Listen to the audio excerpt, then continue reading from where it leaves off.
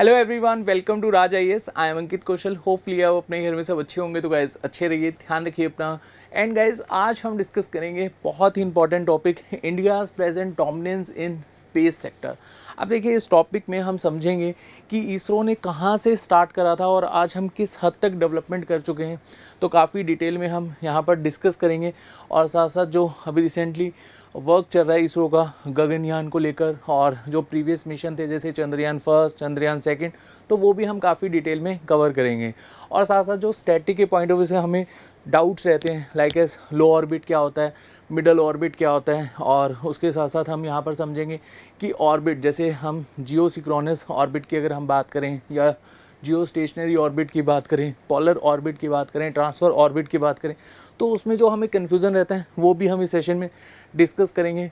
और जो launching vehicle को लेकर डाउट्स रहते हैं कि सर सॉलिड फ्यूल हम किस तरह से यूज़ करते थे पहले, और देन हम सॉलिड लिक्विड फ्यूल यूज़ करने लग गए, और आज की डेट में हम क्रायोजेनिक फ्यूल्स का यूज़ करते हैं। तो काफ़ी डिटेल में स्टैटिक प्लस करंट के पॉइंट ऑफ व्यू से इस टॉपिक को कवर करेंगे। और टॉपिक स्टार्ट करने से पहले टॉपिक से रिलेटेड क्वेश्चन देख लेते हैं।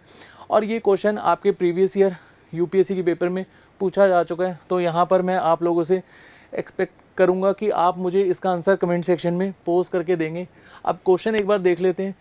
With reference to Indian satellite and their launches consider the following statement. तो देखिए यहाँ पर पहली स्टेटमेंट है, all the INSAT series of satellites were launched abroad. Second statement है, PSLVs were use to launch IRS series of satellites. And third statement है, India used to indigenously build cryogenic engines for the first time for powering the third stage of GSLVs. और उसके बाद fourth statement है, GSAT launched in the year 2001 has payload to demonstrate digital broadcast and internet services. तो सभी की सभी statements आपको अच्छे से समझ में आ गई होंगी। प्रीवियस ईयर पेपर है, तो मैं आपसे एक्सपेक्ट करूंगा आप अभी पोस्ट करके मुझे बताएंगे कि इनमें से कौन सी स्टेटमेंट सही है और कौन सी स्टेटमेंट गलत है। तो यहाँ पर ऑप्शन आप देख सकते हैं और अपने आंसर मुझे कमेंट सेक्शन में आप बताइए। अभी के लिए हम यहाँ पर टॉपिक समझेंगे और लास्ट में इस क्वेश्चन को डिस्कस भी करेंगे। अब देखिए, यहाँ पर विक्रम साराभाई के जो एफर्ट्स हैं वो एक बार हम समझ लेते हैं।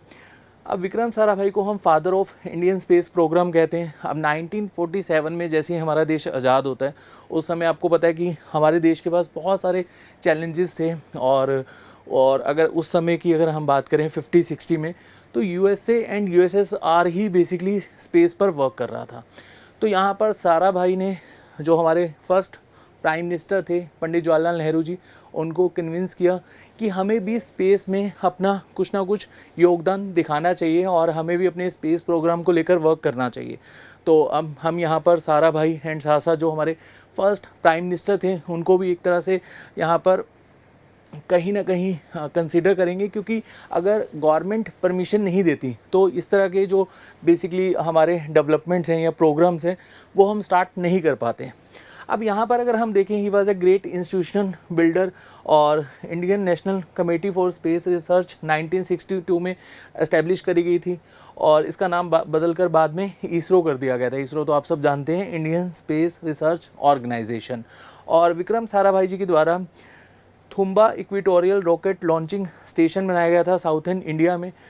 अब यहाँ पर अगर हम देखें इसरो का विज़न और मिशन क्या है, तो विज़न एक बार हम समझ लेते हैं, harness space technology for national development while pursuing space science research and planetary exploration. अब देखिए, यहाँ पर अगर हम स्पेस में वर्क करेंगे तो हम स्पेस में बहुत कुछ जान पाएंगे कि बेसिकली प्लानिटरी मोशन क्या होता है, और बेसिकली जो हमारे अदर प्लैनेट्स हैं उनके बारे में हम जान पाएंगे। हमारी अर्थ के बारे में बहुत कुछ ऐसा था जो हम स्पेस मिशंस के बाद जान पाए हैं, और मून को लेकर अभी रिसर्च चल ही रही है जैसे कि आपको पता ही है। और मिशन की अगर हम बात करें, यहाँ पर डिज़ाइन एंड डेवलपमेंट, मतलब अपने खुद के हम यहाँ पर लॉन्चिंग व्हीकल्स बनाएं, खुद की सैटेलाइट्स यहाँ पर बनाएं, और उसके बाद हम एक्सप्लोर करें स्पेस को। तो यहाँ पर आपने ध्यान रखना है, design and development of satellites and जो लॉन्चिंग व्हीकल्स होते हैं, और उसके बाद हम काफ़ी अच्छे से एक्सप्लोर कर पाएंगे, जान पाएंगे कम्युनिकेशन पर्पस और navigation and metrology and space science को। अब यहाँ पर आपको विज़न एंड मिशन क्लियर हो गया होगा। अब अगर हम बात करें इसरो के द्वारा फर्स्टली सैटेलाइट कौन सी लॉन्च करी गई थी, तो देखिए 1975 में उस समय हमने यूएसएसआर की हेल्प ली थी अपनी फर्स्ट सैटेलाइट को लॉन्च करने के लिए, और हमारी फर्स्ट सैटेलाइट थी आर्यभट्ट। और जैसे कि मैंने आपको बताया यूएसएसआर की हमने हेल्प ली थी, और हमने जो बेसिकली अपनी फर्स्ट सैटेलाइट लॉन्च करी थी वो कहाँ से करी थी, Russian Cosmos rocket at Baikonur Kazakhstan उस समय यूएसएसआर का ही पार्ट था। 1991 में ही हमें देखने को मिला था कि यूएसएसआर जो बेसिकली वो टूट गए। और उसके बाद सेकंड सैटेलाइट भी हमने यूएसएसआर की हेल्प से ही लॉन्च करी थी, भास्कर फर्स्ट 1979 में।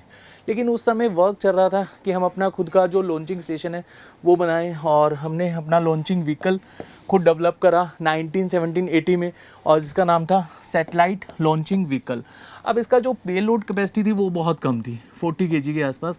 अब पेलोड कैपेसिटी क्या होती है ये हम काफ़ी डिटेल में डिस्कस करेंगे, और साथ साथ ये सॉलिड फ्यूल पर वर्क करता था।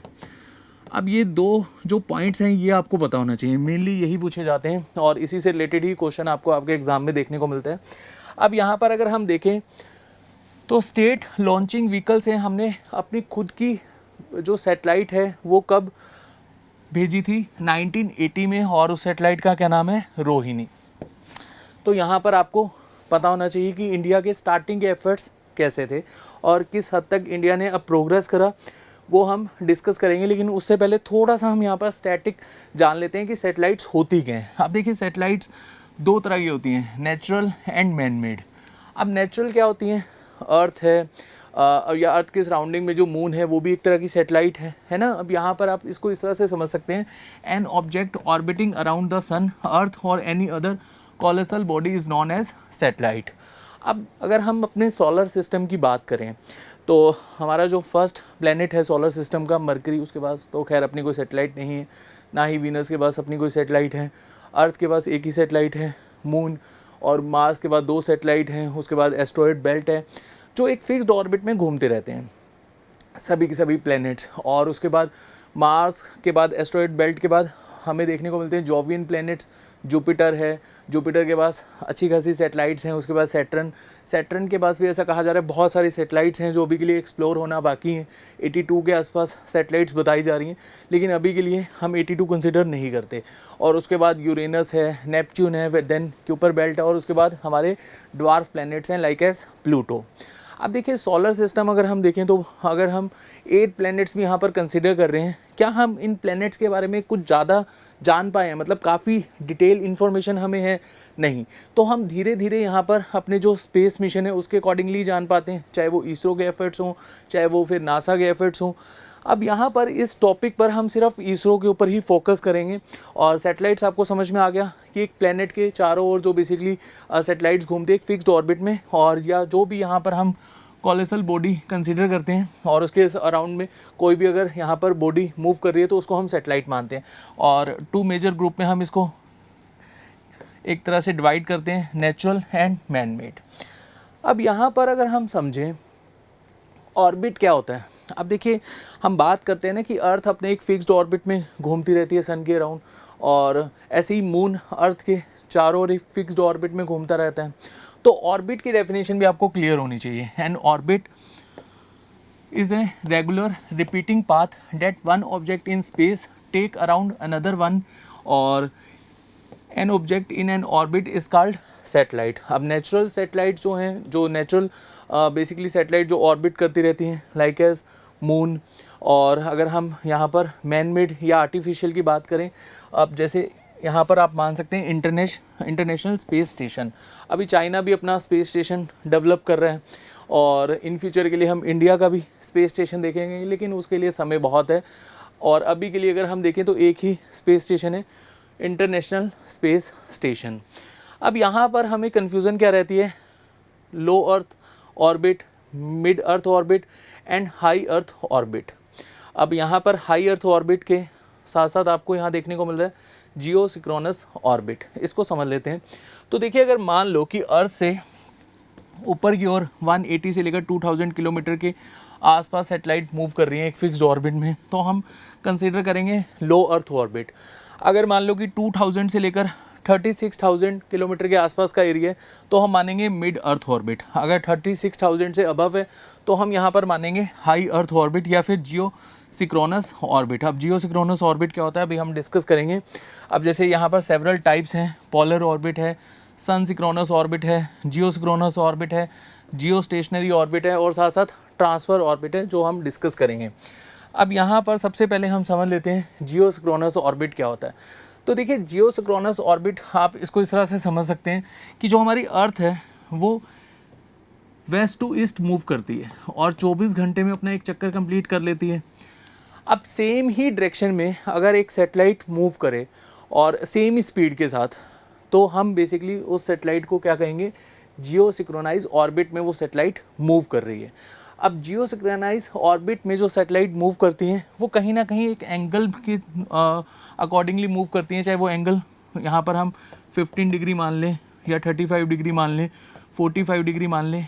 ये एंगल आप यहाँ पर कंसीडर करना है एंगल ऑफ इंक्लाइनेशन। अब ये एंगल क्यों हमें देखने को मिलता है, या इसको आप इस तरह से समझो कि जो जियो सिक्रोनाइज ऑर्बिट है, अगर हम उसको सिंपल वर्ड्स में बात करें, ऐसे समझ लो कि आप सिक्रोनाइज कर रहे हो किसी के साथ। जैसे जियो का मतलब होता है अर्थ, अर्थ के साथ आपको एक सैटेलाइट सिक्रोनाइज करनी है और एक फिक्स्ड ऑर्बिट में वो घूमती रहे और अर्थ जैसे 24 घंटे में अपना एक चक्कर कंप्लीट करता है, ऐसे ही वो सैटेलाइट भी सेम ही अर्थ की टाइमिंग पर उसको ऑर्बिट करती रहे। तो होपफुली आपको क्लियर हो गया होगा। अब यहाँ पर हमें सबसे पहले समझना होगा कि बेसिकली जो जियो सिक्रोनाइज ऑर्बिट होता है वो बेसिकली उसको हम एक तरह से एक एग्जांपल के थ्रू कोट कर सकते हैं। जैसे आपने 26 जनवरी और 15 अगस्त के ड्यूरेशन में देखा होगा कि हम आर्मी की परेड देखते हैं, तो आर्मी की परेड में भी हम क्या देखते हैं कि बिल्कुल जो स्टेप्स हैं वो साथ साथ सिक्रोनाइज्ड होते हैं। मतलब जो भी आर्मी पर्सोनल्स होते हैं तो उनके जो स्टेप्स हैं वो कहीं ना कहीं सिक्रोनाइज्ड वे में हमें देखने को मिलते हैं।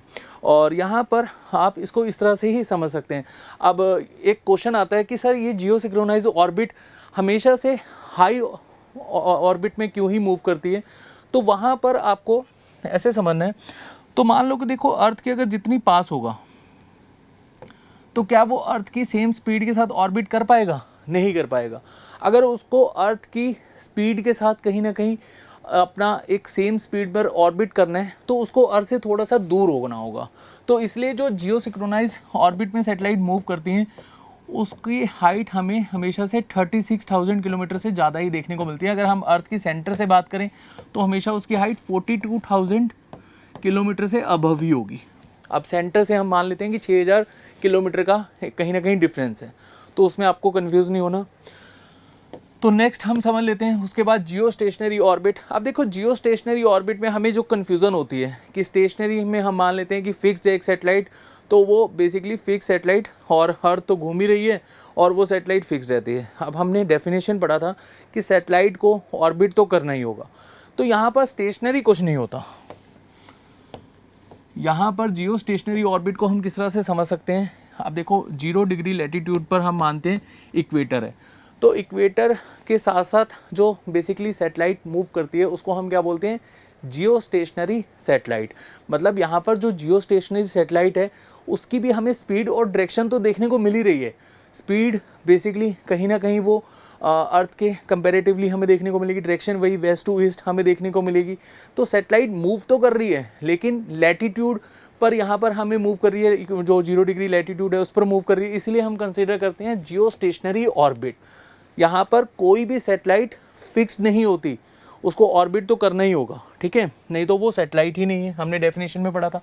तो चलिए पोलर ऑर्बिट हम समझ लेते हैं। अब देखिए पोलर ऑर्बिट को आप ऐसे समझ सकते हैं, और कई बार हमें जो स्टेटमेंट वाले क्वेश्चंस आते हैं यूपीएससी में उसमें बहुत ज़्यादा कन्फ्यूज़न हो जाती है। अब क्वेश्चन हमसे पूछा जाता है कि जो पोलर ऑर्बिट में सैटेलाइट्स मूव कर रही हैं नॉर्थ टू साउथ, अब यहाँ पर हमें क्या लगता है कि 90 डिग्री पर ही बेसिकली मूव कर रही हैं, इस तरह से ही सैटेलाइट मूव कर रही हैं।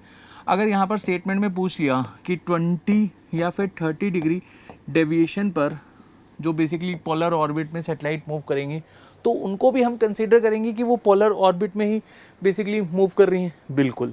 तो यहाँ पर डेविएशन हमें देखने को मिल सकता है 20 to 30 डिग्री का, ये आपने यहाँ पर याद रखना है। नॉर्थ टू साउथ अगर कोई सैटेलाइट मूव कर रही है तो उसको हम क्या बोलेंगे, पोलर ऑर्बिट में वो सैटेलाइट मूव कर रही है। उसके बाद हम आगे चलते हैं सन सिंक्रोनस ऑर्बिट। ये समझना हमारे लिए बहुत ज़रूरी है। तो देखो इसको आप किस तरह से समझ सकते हो, हम सोलर सिस्टम जब समझते हैं या फिर हम अर्थ को जब समझते हैं कि डे और नाइट वाला जो कंसेप्ट है वही यहाँ पर डिस्कस कर लेते हैं। मान लो कि ये सन है और ये है अर्थ, और यहाँ पर इस तरह से हम अर्थ बना लेते हैं नॉर्थ, साउथ, ईस्ट और वेस्ट में। अब देखो इतना तो हमें पता ही है कि अगर अर्थ का ये वाला पार्ट फेस करेगा सन को तो यहाँ पर क्या होगा, डे होगा, और ऐसे ही अर्थ का ये वाला पार्ट अगर फेस करेगा तो यहाँ पर क्या होगा, डे होगा, है ना। तो ये तो हम बहुत अच्छे से समझ ही चुके हैं, बेसिक है, तो इतना हमें पता भी है। अब सन सिंक्रोनस ऑर्बिट क्या होता है कि सन के अकॉर्डिंगली, मतलब जैसे सन की जो लाइट है जब वो अर्थ पर पड़ेगी, अर्थ पर जब वो लाइट पड़ेंगी तभी वो सैटेलाइट हमें देखने को मिलेगी। मतलब जैसे जैसे सन की जो लाइट है जो अर्थ पर पड़ेगी, जिस डायरेक्शन पर पड़ेगी अर्थ के, वहाँ पर ही वो सैटेलाइट मूव करेगी, और उसी को बेसिकली हम क्या कहेंगे, सन सिंक्रोनस ऑर्बिट। तो होपफुली आपको क्लियर हो गया होगा, सिंपल वर्ड्स में हमने यहाँ पर समझा। एक बार मैं आपको दोबारा बता देता हूँ कि जो सन की जो लाइट हमारी अर्थ पर पड़ती है, मान लो कि हमारे यहाँ पर नॉर्थन ईस्टर्न वाले रीजन पे पड़ रही है, ये वाले रीजन पे, तो यहाँ पर मान लो कि जो ये सैटेलाइट है मूव कर रही है, उसके बाद साउथर्न हेमिस्फीयर पे पड़ रही है तो वहाँ पर वो सैटेलाइट मूव कर रही है, तो सन के साथ उसका सिंक्रोनाइजेशन हमें देखने को मिल रहा है। तो चलिए नेक्स्ट जो है यहाँ पर मेंशन नहीं है, मैं आपको बता देता हूँ।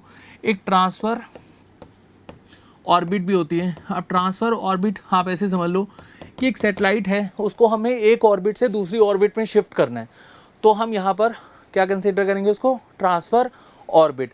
अच्छा, ट्रांसफ़र ऑर्बिट को हम यहाँ पर होमन ऑर्बिट भी कहते हैं, तो ये भी आपको पता होना चाहिए, होमन ऑर्बिट। मैं यहाँ लिख देता हूँ, होमन ऑर्बिट। उसके बाद हम सैटेलाइट्स के जो बेसिकली 4 टाइप्स हैं वो देख लेते हैं। जैसे जियो स्टेशनरी सैटेलाइट्स होती हैं। अब जियो स्टेशनरी सैटेलाइट्स कम्युनिकेशन पर्पज़ के लिए हम यूज़ करते हैं। अब एग्जांपल आप देख सकते हैं, इनसेट सीरीज़ है, जीसेट सीरीज़ है, एजुसेट सीरीज़ है, हेमसेट सीरीज़ है, और उसके बाद अर्थ ऑब्जर्वेशन सैटेलाइट्स हैं, IRS सीरीज़ एंड कार्टोसेट है, रिसोर्स सेट है, ओशियन सेट है, RI सेट है, एंड रिसेंटली हमने एस्ट्रोसेट भी देखी थी, एस्ट्रोनॉमी रिलेटेड। और उसके बाद नेविगेशन सैटेलाइट्स हैं, जैसे गगन है, IRNSS जिसको हम नेविक कहते हैं। स्पेस मिशन है, जैसे मार्स पर जो हमने स्पेस मिशन भेजा था, मोम। उसके बाद गगनयान जो भी रिसेंटली हमें देखने को मिलेगा, चंद्रयान फर्स्ट जो एक बहुत ही ज़बरदस्त सक्सेसफुल मिशन था हमारा, और चंद्रयान 2 भी हम कहीं ना कहीं कंसिडर करेंगे कि सक्सेसफुल था, लेकिन बहुत लास्ट के मार्जिन पर जाकर जो बेसिकली हम इसको डिस्कस करेंगे कि कहीं ना कहीं वो अनसक्सेसफुल हो गया था। उसके बाद स्मॉल सैटेलाइट्स हैं, जुगनू, नैनो सैटेलाइट्स। अब देखिए यहाँ पर हमें सबसे पहले समझना होगा लॉन्चिंग व्हीकल्स। अब लॉन्चिंग व्हीकल्स में हम लोग पढ़ते हैं SLV-3, ASLV, PSLV and GSLV, और उसके बाद जो आज की डेट में हम यूज़ कर रहे हैं GSLV MK3। अब इसमें हमें बहुत ज़्यादा कन्फ्यूज़न होती है। अब इसको हम किस तरह से समझ सकते हैं, तो देखिए यहाँ पर हमें बहुत ही सिंपल वे में समझना है इनको। अब पेलोड कैपेसिटी आप देख रहे हो यहाँ पर 40 kg, SLV में सिर्फ पेलोड कैपेसिटी कितनी थी, 40 kg। अब मान लो कि हम कोई लॉन्चिंग व्हीकल से सैटेलाइट को लॉन्च कर रहे हैं। अब सैटेलाइट कुछ ना कुछ तो कैरी करेगी मास, और हम कितना उसमें पेलोड कैपेसिटी लोड कर सकते थे SLV लॉन्चिंग व्हीकल से, 40 kg। अगर हमें सिंपल ही रॉकेट लॉन्च करना होता तो दिवाली के रॉकेट तो हमारे जाते ही हैं, है ना, तो वो हम यहाँ पर कंसीडर नहीं करेंगे। हमें कुछ ना कुछ यहाँ पर कहीं ना कहीं हम यहाँ सैटेलाइट का एक लोड लेकर चलते हैं। अब कोई सैटेलाइट अगर ऊपर भेजी जा रही है तो किसी पर्पज़ की पॉइंट ऑफ व्यू से भेजी जा रही है ना, चाहे वो कम्युनिकेशन के पर्पज़ से हो, चाहे वो नेविगेशन के पर्पज़ से हो, तो कुछ ना कुछ उसमें इंस्ट्रूमेंट्स होंगे। अब यहाँ SLV में पेलोड कैपेसिटी थी 40 kg, और प्रोपल्शन अगर हम देखें, मतलब कौन सा फ्यूल हम यूज़ कर रहे थे, सभी सॉलिड टाइप के थे। ASLV में भी हम सॉलिड टाइप के ही फ्यूल यूज़ कर रहे हैं। पेलोड कैपेसिटी अप्रोक्सीमेटली SLV से 4 गुना ज़्यादा, अप्रोक्सीमेटली हमें कंसिडर कर रहा हूँ, क्योंकि 40 का अगर हम 4 गुना करेंगे तो 160 होगा। यहाँ पर जो पेलोड कैपेसिटी है वो 150 kg के आसपास है, तो यहाँ आप देख सकते हैं। उसके बाद ये जो ऑर्बिट, कौन सी ऑर्बिट में मूव कर रहे हैं, लो ऑर्बिट, और लो orbit, mid orbit, high orbit, मैंने आपको रेंज बता दिया था। अबव 36,000 किलोमीटर होगा तो वो बेसिकली हाई ऑर्बिट होगा। उसके बाद अगर हम बात करें प्रोपल्शन, इसमें सॉलिड एंड लिक्विड है। अब देखो यहाँ पर PSLV में हमें कन्फ्यूज़न होती है, सॉलिड लिक्विड। और उसके बाद अगर हम बात करें GSLV में सॉलिड लिक्विड क्रायोजेनिक। अब ये क्रायोजेनिक क्या है ये भी तो हमें समझना होगा। तो यहाँ हम बिल्कुल बेसिक से समझते हैं कि बेसिकली सॉलिड लिक्विड और क्रायोजेनिक होता क्या है। तो आप ऐसे समझो कि हम यहाँ पर फ्यूल यूज़ कर रहे हैं और पहले हम सॉलिड को कंसीडर कर लेते हैं। अब जो सॉलिड फ्यूल्स होते थे ना, ये बेसिकली एक पैकेट्स की फॉर्म में होते थे या एक बॉक्सेस की फॉर्म में होते थे। अब यहाँ पर हम सेटेलाइट्स में जो सॉलिड फ्यूल है, मान लो कि हमने एक बॉक्स लगा दिए फ्यूल्स के, और जब हमें बेसिकली फ्यूल चाहिए तो ये बॉक्स हम एक तरह से उसको बर्न कर लेते थे, और जैसे ही बर्न करते थे जो भी ये सॉलिड फ्यूल है सारा का सारा बर्न हो जाता था। अब हमें यहाँ पर चाहिए मान लो कम, लेकिन वो हम कर नहीं पाएंगे सॉलिड फ्यूल के केस में, तो वो सारा का सारा जो बेसिकली एक बॉक्स बना हुआ है, एक हमें यहाँ पर एक तरह से एक पार्ट बना हुआ है, वो सारा का सारा बर्न हो जाएगा। अब आप ऐसे समझो, इसको हम बहुत इजी वे में समझते हैं। आपने बाइक, एक्टिवा, कार चलाई होगी, तो उस केस में जब हम फ्यूल का यूज़ करते हैं, और जब हम देखते हैं ना कि आज की डेट में फ्यूल के प्राइसेस बहुत ज़्यादा बढ़ गए, तो हमें कहा जाता है कि जो कार है या एक्टिवा है या बाइक कम स्पीड पर चलाओ, उतना वो कम कंज्यूम पेट्रोल करेगी, है ना। अब अगर हम स्पीड से दौड़ाएंगे किसी को तो पेट्रोल ज़्यादा लगेगा, तो हमें अगर कम स्पीड पर चलाएंगे तो डेफिनेटली हम पेट्रोल को बचा पाएंगे। अब इसको आप इस तरह से समझो कि आपने डायरेक्शन करना है, मतलब कहीं पर मुड़ना है, यू टर्न लेना है, तो आप पहले स्पीड स्लो करोगे या फिर तेज़ ही स्पीड में मुड़ जाओगे? तो आप मुड़ोगे नहीं, गिरी जाओगे, है ना। तो अगर उस केस में हम समझे कि हम सेटेलाइट को लॉन्च कर रहे हैं और हमने फ्यूल यूज़ करना है, और वो सॉलिड फ्यूल है, जैसे ही हमने यहाँ पर इसको बर्न करना शुरू करा तो ये तो ख़त्म नहीं होगा, ये तो सारा का सारा बॉक्स बर्न होगा। तो उस केस में क्या है कि हम जो सेटेलाइट को कंट्रोल ही नहीं कर पाते थे, अगर हमें उसकी डायरेक्शन को कंट्रोल करना है या उसको कंट्रोल करना है तो हम वो नहीं कर पाएंगे सॉलिड फ्यूल के केस में। तो होपफुली आपको यहाँ पर क्लियर हो गया होगा सॉलिड फ्यूल का कंसेप्ट। अब यहाँ पर जो लिक्विड फ्यूल है उसको हम समझ लेते हैं। तो देखिए, लिक्विड फ्यूल जो है बेसिकली आप इसको इस तरह से समझ सकते हैं कि लिक्विड फ्यूल हम एक पाइप के फॉर्म में यूज़ करते थे, मतलब जितना हमें चाहिए होता था उतना ही हम यहाँ पर यूज़ कर रहे हैं। लेकिन इसकी डिसएडवांटेज क्या थी कि जब हम स्पेस में जाते थे तो स्पेस में आपको पता है टेम्परेचर कम हो जाता है। अब जैसे जैसे टेम्परेचर कम होगा तो उस केस में जो लिक्विड है वो भी सॉलिड हो जाएगा, फ्रीज हो जाएगा। तो उस केस में वही सेम सिनेरियो हमें देखने को मिलेगा। जैसे ही हमने उस बॉक्स को बर्न करना स्टार्ट करा, जहाँ पर फ्यूल कंज्यूम्ड है, मतलब फ्यूल हमने रखा हुआ है, वो सारा का सारा बर्न हो जाएगा और हम एक तरह से सैटेलाइट की जो डायरेक्शन है उसको कंट्रोल नहीं कर पाएंगे। तो होपफुली यहाँ पर आपको सॉलिड और लिक्विड का केस समझ में आ गया होगा, ईजी वे में हमने समझा। अगर हम क्रायोजेनिक की बात करें, क्रायोजेनिक एक बेस्ट टेक्निक है जहाँ पर हम फ्यूल भी बचा सकते हैं और स्पीड भी कंट्रोल कर सकते हैं सैटेलाइट की, और जहाँ पर भी जिस ऑर्बिट में हम मूव करवाना चाहते हैं, जैसे हम एक फिक्स्ड ऑर्बिट में अगर मूव करा रहे हैं, अगर हम अर्थ को ऑब्जर्व कर रहे हैं तो हम लो ऑर्बिट में रख देंगे या फिर मिड ऑर्बिट में रख देंगे या फिर हाई ऑर्बिट में रख देंगे। अब मान लो कि हमने मार्स में मिशन भेजना है, तो हमें उस ऑर्बिट को कहीं ना कहीं तोड़ना होगा, ग्रेविटेशनल फील्ड को तोड़कर जाना होगा दूसरी ऑर्बिट में। तो उस केस में हमें एक फ्यूल चाहिए होगा, एक हाई एनर्जी चाहिए होगी। तो यहाँ पर क्रायोजेनिक को आप कैसे समझ सकते हैं? तो देखिए, क्रायो का मतलब होता है एक तरह से आप यहाँ पर क्रायो को समझ सकते हैं बहुत ठंडा। अब क्रायोजेनिक फ्यूल में होता क्या है, एक बॉक्स में हम हाइड्रोजन गैस को एक तरह से बंद कर देते हैं, बहुत ही कम एक स्पेस में हाइड्रोजन गैस हमने फिल कर ली, और जैसे जैसे हमें फ्यूल की रिक्वायरमेंट होती है तो हाइड्रोजन को ऑक्सीजन की प्रेजेंस में हम बर्न करते हैं। तो अब ये बहुत ही ज़्यादा एनर्जी रिलीज़ करता है, तो इसी को बेसिकली हम क्रायोजेनिक फ्यूल कहते हैं। तो होपफुली आपको समझ में आ गया होगा क्रायोजेनिक फ्यूल क्या होता है। मैं दोबारा आपको समझा देता हूँ। क्रायोजेनिक फ्यूल के केस में हम क्या करते हैं, एक स्मॉल बॉक्स में, एक स्मॉल कंटेनर में हम जो हाइड्रोजन है, हाइड्रोजन गैस, उसको फिल कर लेते हैं, और जब हमें रिक्वायरमेंट होती है तो हम हाइड्रोजन को ऑक्सीजन की प्रेजेंस में बर्न करते हैं, तो हमें काफ़ी ज़्यादा एनर्जी मिलती है। इसी को बेसिकली हम क्रायोजेनिक फ्यूल कहते हैं। और क्रायोजेनिक फ्यूल आज की डेट में अगर हम समझें तो बेस्ट वे है, अगर हम यहाँ पर स्पेस में कंसीडर कर रहे हैं कोई सैटेलाइट को अगर भेजना चाहते हैं तो उसके लिए बेस्ट वे है। और पेलोड कैपेसिटी की पॉइंट ऑफ व्यू से बात कर लेते हैं, तो एक बार चलिए डिटेल में समझ लेते हैं। जैसे हमने यहाँ पर समझा, the first Indian experimental satellite कौन सी थी? SLV, सैटेलाइट लॉन्च व्हीकल, और 4 स्टेज व्हीकल है। यहाँ पर सभी के सभी सॉलिड हम एक तरह से प्रोपल्शन यूज़ कर रहे हैं, मतलब फ्यूल यूज़ कर रहे हैं।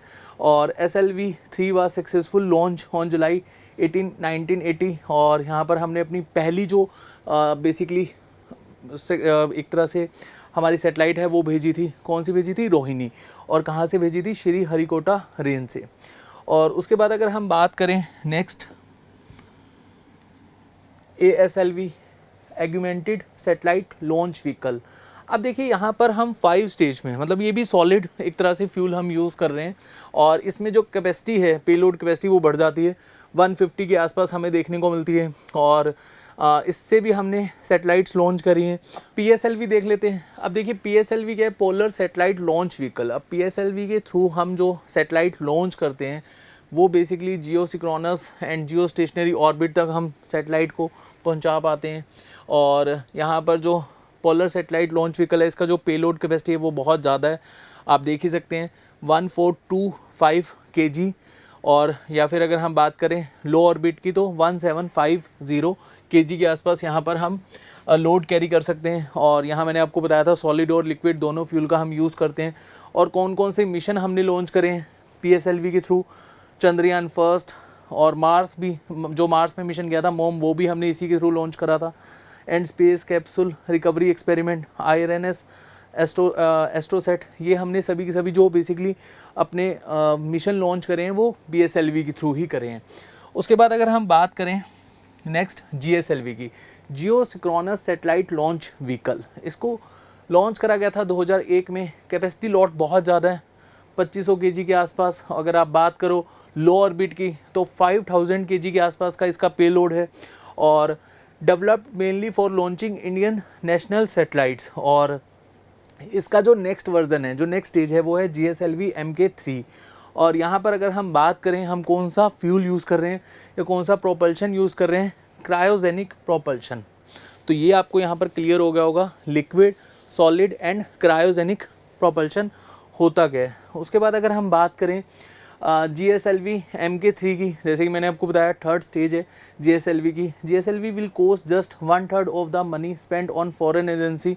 मतलब हम यहाँ पर अगर बात करें इसरो की अचीवमेंट्स की, तो इसरो इंडिया की सैटेलाइट्स के साथ साथ जो फॉरेन सैटेलाइट्स हैं, मतलब फॉरेन कंट्री की सैटेलाइट्स, वो भी लॉन्च करता है, और आपने देखा भी होगा न्यूज़ में।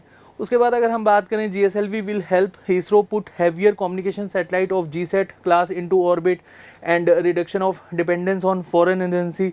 अगर हमें हाई ऑर्बिट में कोई सैटेलाइट भेजनी होती थी तो कहीं ना कहीं जो हमारी डिपेंडेंसी थी वो फॉरेन एजेंसी पर थी, जैसे नासा पर लगा लो या फिर जाक्सा पर लगा लो, जापान की जो स्पेस एजेंसी है। उसके बाद अगर हम बात करें यहाँ पर important space mission launched by India, जो इंडिया के द्वारा मिशन लॉन्च करे गए हैं वो हम एक बार देख लेते हैं। तो देखिए चंद्रयान फर्स्ट हमने लॉन्च करा था, और ये बहुत ही ऐसे समझो कि इसरो की सबसे बड़ी अचीवमेंट में से एक है चंद्रयान फर्स्ट। इसके कंटेक्स्ट में हम यहाँ पर देख लेते हैं कि देखिए इंडिया 6 कंट्री है जिसने मून पर अपना मिशन लॉन्च करा था 22 अक्टूबर 2008 में। और सबसे बड़ी बात थी कि हमने PSLV से ही ये मिशन लॉन्च कर दिया था। अब PSLV यहाँ पर मैं आपको बता ही चुका हूँ, उसमें आपको कन्फ्यूज़न नहीं होगी। अब यहाँ पर जो मिशन लॉन्च करा गया था उसमें हमें क्या कुछ जानने को मिला है और हम क्या कुछ जानना चाहते थे। To prepare 3D atlas of lunar surface and chemical mapping of lunar and local minerals in moon soil. उसके बाद confirming presence of moon water, और ये जो कंफर्मेशन है ये बेसिकली चंद्रयान फर्स्ट के द्वारा ही करी गई थी। उसके बाद अगर हम बात करें identify stratigraphy of moon's crust and its evolution and identify the region of helium. अब देखिए हीलियम आने वाले समय में अर्थ को बहुत ज़्यादा इसकी नीड पड़ेगी, तो हीलियम अगर मून पर मिल जाता है, अगर हम इसको आइडेंटिफाई कर लेते हैं, और हमने डेफिनेटली ये एक ऑब्जेक्टिव भी था हमारा चंद्रयान फर्स्ट का, तो हम मार्स से हीलियम ला पाएंगे, सॉरी मून से हीलियम ला पाएंगे, मार्स नहीं, ये चंद्रयान फर्स्ट है। तो उसके बाद अगर हम बात करें पेलोड में हमने यहाँ पर कौन कौन से डिवाइसेस का यूज़ करा था और इसके थ्रू हम क्या क्या कुछ जान पाए हैं वो हम समझेंगे। Terrain mapping camera, TMC hyperspectral imager, उसके बाद lunar laser ranging instrument, high energy x ray spectrometer and moon impact probe. तो एक बार हम समझ लेते हैं। देखो मून इम्पैक्ट प्रोब, ये हमारे जो फॉर्मर प्रेसिडेंट है डॉक्टर अब्दुल कलाम जी, इन्होंने एडवाइस करा था इसरो को कि हमें अपना इम्पैक्ट प्रोब भेजना चाहिए, और एक तरह से इंडिया का जो एक प्रेजेंस है वो हम मार्क कर पाएंगे मून पर। उसके बाद ट्रायन मैपिंग कैमरा, और इसके थ्रू हम पिक्चर्स ला पाएंगे पोलर एंड इक्वेटोरियल रीजन की, एंड जो क्रेटर्स हैं स्मॉल और लार्ज क्रेटर्स, उनकी भी हम यहाँ पर पिक्चर्स ला पाएंगे। उसके बाद चंद्रयान इमेजिन एक्सरे जो स्पेक्ट्रोमीटर है, इसके थ्रू हम जो बेसिकली मटेरियल्स हैं, ये जो एलिमेंट्स हैं वो जान पाएंगे कि कौन कौन से यहाँ पर हमें एलिमेंट्स और यहाँ देखने को मिल सकते हैं। और मेनली हमारा फोकस 6 पर ही था, magnesium, aluminium, silicon, iron, titanium and calcium. उसके बाद lunar laser ranging instrument, mainly जो हमारा एम था to gather data about moon's topography, terrain, mineral resources and chemical composition. तो मून किस तरह से एवोल्यूशन हुआ मून का, और मून में जो स्टार्टिंग में हमें और चंद्रयान फर्स्ट की बदौलत हमें जो वाटर की प्रेजेंस है वो जानने को मिली थी। तो इसके थ्रू हम यहाँ पर एक्सप्लोर कर पाए हैं मून को, और मेनली जो हमारा एम था वो कहीं ना कहीं फुलफिल हुआ चंद्रयान फर्स्ट से। और जो चंद्रयान सेकंड था उसमें हम ज़्यादा अच्छे से जान सकते थे कि बेसिकली मून पर हमें जो वाटर के प्रेजेंस मिले हैं वो किस हद तक है, मतलब यहाँ पर हमें जो वाटर की प्रेजेंस है वो अच्छे से जानने को मिलती। साथ साथ हम यहाँ पर जो पोलर रीजन है, साउथ पोल वाला रीजन है, उसको अच्छे से एक्सप्लोर कर पाते। अब देखिए यहाँ पर अगर हम बात करें, जो चंद्रयान सेकंड है वो हमने लॉन्च करा था सतीश धवन स्पेस सेंटर, इनका भी बहुत ज़बरदस्त योगदान है। कभी हम इंपॉर्टेंट पर्सनैलिटीज़ पर डिस्कशन करेंगे, और देन मैं आपको वन बाय वन सभी जो इंपॉर्टेंट पर्सनैलिटीज़ थी इंडिया की उनको डिस्कस करवाऊंगा। तो अभी देखिए सतीश धवन स्पेस सेंटर से हमने लॉन्च करा था चंद्रयान सेकंड को, और कौन से व्हीकल के थ्रू करा था, GSLV MK3। और यहाँ पर मेनली आपको याद रखना है जो ये लूनर ऑर्बिटर है और एक लैंडर है जिसको हम विक्रम लैंडर के नाम से जानते हैं। विक्रम साराभाई हम पढ़ ही चुके हैं, उन्होंने किस हद तक योगदान दिया था स्पेस मिशन में, एंड लूनर रोवर जिसको हम प्रज्ञान के नाम से जानते हैं। अब यहाँ पर हमें एक्सप्लोर करना था unexplored south pole of the moon, और उसके बाद अगर हम बात करें improve our understanding of the moon and could lead to discover that will benefit India and humanity. मतलब हम दुनिया जहान के जो साइंटिस्ट जानना चाहते हैं कि एक्चुअली में मिनरल्स में के पॉइंट ऑफ व्यू से मून पर क्या है और वाटर की प्रेजेंस किस हद तक है, तो वो हम काफ़ी अच्छे से एक्सप्लोर कर पाते हैं इस मिशन के थ्रू। मिशन ऑब्जेक्टिव ही देख लेते हैं तो उसके बाद आपको क्लियर हो जाएगा। Try and build on the evidence of water molecules shown by Chandrayaan first. जो चंद्रयान फर्स्ट के जरिए हमें पता लगा था कि वाटर मॉलिक्यूल्स प्रेजेंट हैं मून पर, और उसको हम स्टडी कर पाते, एक तरह से जान पाते कि किस हद तक मून पर वाटर है। एंड स्टडी टोपोग्राफी, टोपोग्राफी हमारे लिए जानना बहुत ज़रूरी है। Seismography and the composition of the lunar surface and the lunar atmosphere. उसके बाद अगर हम बात करें study of ancient rocks and craters can offer indication of the horizon and evolution of the moon. तो हम यहाँ पर एक तरह से रॉक्स के जरिए जान पाएंगे कि मून का एवोल्यूशन कब हुआ था। एंड साउथ पोल रीजन जो मून का है, यहाँ पर हम ये जान पाएंगे कि किस हद तक जो फॉसिल फ्यूल्स हैं वो हमें यहाँ पर देखने को मिल सकते हैं। And it will improve our understanding of the early solar system, कि सोलर सिस्टम कब बना था। हालांकि हम एक बिग बैंग थ्योरी या फिर जो भी हिपोथेसिस हैं उसके अकॉर्डिंगली हम जान पाएँ कि हमारा जो सोलर सिस्टम है वो कब बना था, लेकिन हम अच्छे से यहाँ पर स्टडी कर पाते। And map the lunar surface and prepare 3D maps of it. उसके बाद अगर हम बात करें मॉम्स मार्स ऑर्बिटर मिशन, जो इंडिया का बहुत ही ज़बरदस्त एक मिशन था जिसके थ्रू हम मार्स को भी एक्सप्लोर कर पाए थे। अब देखिए मार्स में हमें संभावना मिली है मीथेन की, है ना। अगर मीथेन की संभावना है तो हम ये मान सकते हैं कि मार्स पर जीवन संभव है। ये तो खैर बहुत साइंटिस्ट मानते हैं कि मार्स में जीवन संभव है। अब वो कब होगा, है ना, कैसे होगा, ये सबसे बड़ा सवाल है ना। बट चलिए, हमने मॉम्स के थ्रू क्या बेसिकली वहाँ पर सर्च करी वो हम जानते हैं। India's first interplanetary mission to planet Mars with an orbiter craft design to orbit Mars in elliptical orbit launch on 5 November 2013 by PSLV। ये आपको यहाँ पर याद रखना है। और एम क्या था, to develop the technology required for design planning management operation of an interplanetary mission. अब देखिए जो बेसिकली हमारा मॉम मिशन था उसके थ्रू हम जान पाएँ कि मार्स में किस तरह के मिनरल्स हैं, और जैसे कि मैंने आपको बताया मीथेन हमें यहाँ पर देखने को मिला है, और उसके अकॉर्डिंगली हम ये जान पाएँ कि मार्स में कहीं ना कहीं जीवन संभव तो है, तो एग्जिस्टेंस यहाँ पर हो सकती है। उसके बाद गगनयान जो मिशन है ये अभी के लिए सबसे बड़ी अचीवमेंट में से एक होगा। अब यहाँ पर इसकी अनाउंसमेंट करी गई थी हमारे देश के प्राइम मिनिस्टर नरेंद्र मोदी जी के द्वारा 2018 में। अब Gaganyaan spacecraft will be placed in a low और अर्थ ऑर्बिट, और ये low earth orbit, mid earth orbit, high earth orbit, इसमें आपको कन्फ्यूज़न नहीं होगी।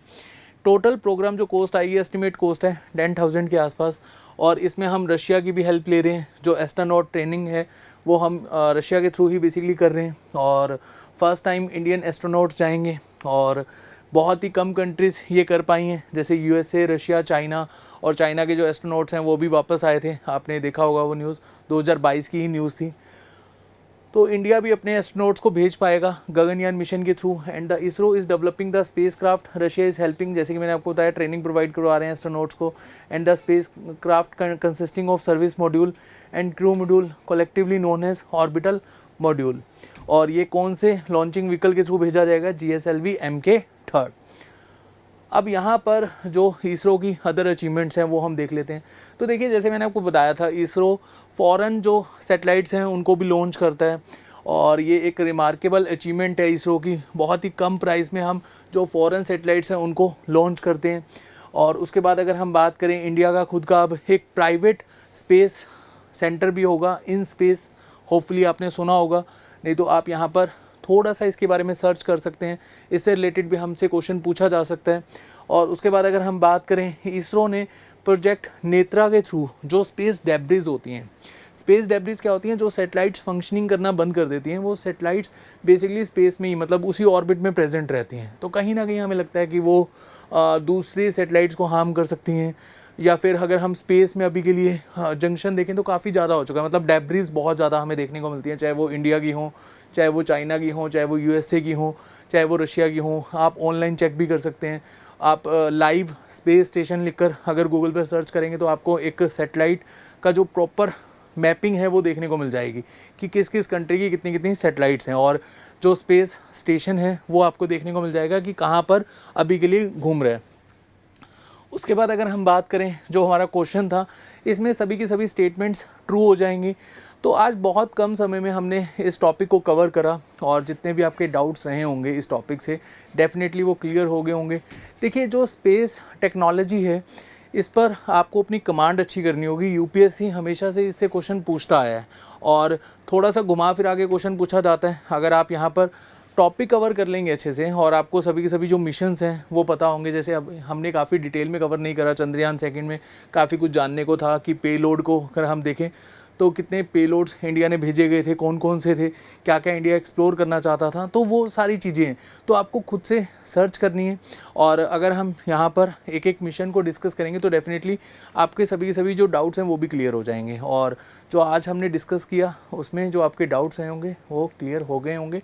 नेक्स्ट सेशन में हम बहुत जल्द मिलेंगे, तब तक के लिए आप अपना ध्यान रखिए। Thank you so much.